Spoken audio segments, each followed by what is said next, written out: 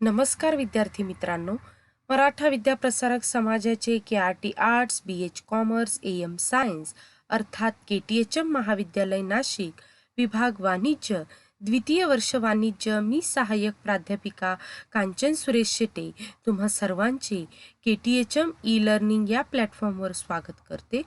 मित्रांनो, पुणे विद्यापीठाने निर्धारित केलेला अभ्यासक्रम 2019 पॅटर्न CBS नुसार म्हणजेच निवड आधारित श्रेयांक पद्धतीनुसार असून 2020-21 या शैक्षणिक वर्षापासून द्वितीय सत्र वाणिज्य या वर्गाच्या प्रथम सत्रासाठी पर्यावरणशास्त्र या विषयाचा प्रमाणपत्र जाणीव जागृती अभ्यासक्रम कार्यान्वित केलेला आहे।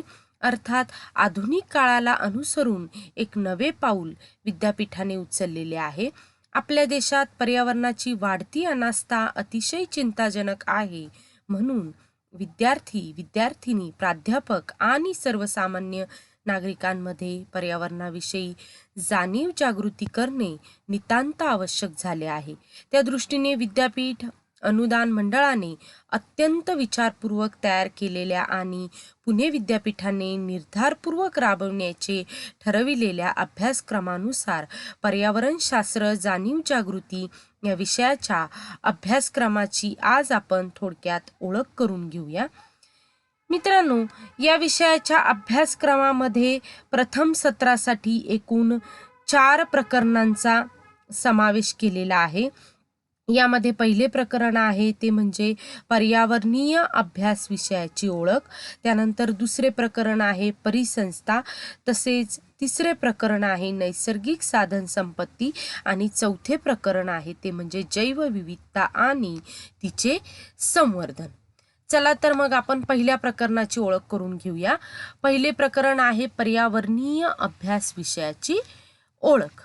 मित्रांनो, या विषयाच्या पहिल्या प्रकरणामध्ये आपण प्रकरणाची थोडक्यात प्रस्तावना बघणार आहोत, तसेच पर्यावरण ही संकल्पना सविस्तर समजून घेणार आहोत। त्याचबरोबर पर्यावरण व पर्यावरणशास्त्राच्या व्याख्या जाणून घेणार आहोत। त्यानंतर या प्रकरणात पर्यावरणाचे प्रकार, पर्यावरणाचे स्वरूप, पर्यावरणाची व्याप्ती तसेच पर्यावरणाचे महत्त्व यांचा सविस्तर अभ्यास आपण इथे करणार आहोत। त्यानंतर पर्यावरण शिक्षण आणि जागृती यावरही आपण चर्चा करणार आहोत। यानंतर या विषयाच्या दुसऱ्या प्रकरणाकडे वळूया, ते म्हणजे परिसंस्था। या प्रकरणाची आपण थोडक्यात प्रस्तावना बघणार आहोत, तसेच परिसंस्थेच्या व्याख्या, परिसंस्थेचे प्रकार, त्यामध्ये नैसर्गिक परिसंस्था आणि मानवी परिसंस्था यांचा अभ्यास आपण करणार आहोत।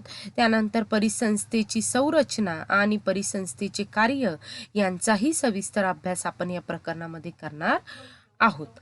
यापुढे आपण नैसर्गिक साधन संपत्ती या तिसऱ्या प्रकरणामध्ये थोडक्यात प्रस्तावना तसेच नैसर्गिक साधन संपत्तीची संकल्पना आणि व्याख्यांचा अभ्यास करणार आहोत। त्यानंतर नैसर्गिक साधन संपत्तीचे प्रकार, यामध्ये नूतनीक्षम साधन संपत्ती व अनूतनीक्षम साधन संपत्ती यांचाही सविस्तर अभ्यास करणार आहोत। तसेच वन साधन संपत्ती, जल साधन संपत्ती, ऊर्जा साधन संपत्ती, मृदा साधन संपत्ती आणि अन्न या मुद्द्यांचा अभ्यास आपण या प्रकरणामध्ये करणार आहोत आणि नैसर्गिक साधन संपत्तीचे संवर्धन यावरही चर्चा या प्रकरणामध्ये करणार आहोत। यानंतर प्रकरण चौथे जैवविविधता आणि तिचे संवर्धन। यामध्ये प्रकरणाची प्रस्तावना, जैवविविधतेची व्याख्या तसेच जैवविविधतेचे स्तर यांचा सविस्तर अभ्यास करणार आहोत। त्याचबरोबर भारतातील जैवभौगोलिक वर्गीकरण तसेच जागतिक स्तरावरील प्राणी आणि वनस्पतींची जैवविविधता या मुद्द्यांचा सविस्तर अभ्यास आपण या प्रकरणामध्ये करणार आहोत आणि शेवटी जैवविविधता संवर्धन यावरही चर्चा करणार आहोत। अशा पद्धतीने ह्या 4ही प्रकरणांची ओळख आपण इथे करून घेतली आहे। यानंतर आपण पुढच्या लेक्चरमध्ये पहिल्या प्रकरणाला सुरुवात करणार आहोत। आज इथेच थांबूया। धन्यवाद।